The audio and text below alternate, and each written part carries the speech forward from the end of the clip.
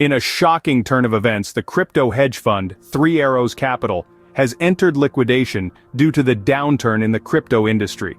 The Singapore-based fund failed to make payments on a loan of 15,250 bitcoins and $350 million worth of USDC. Bitcoin's substantial drop of 37%, trading at around $20,000 compared to its all-time high of $69,000 in November 2021, has had severe repercussions on the fund's viability.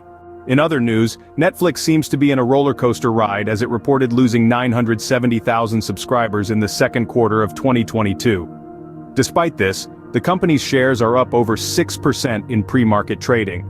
Interestingly, Bitcoin's lost over half its value in 2022, but there are hopes for a comeback as risk appetite returns to the market.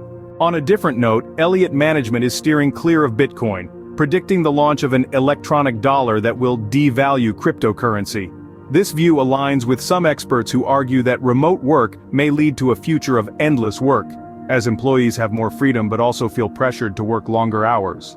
To wrap up, we've discussed the liquidation of Three Arrows Capital, Netflix's fluctuating fortunes, and Elliott management's cautious stance on Bitcoin. These events illustrate the volatile and unpredictable nature of the crypto industry.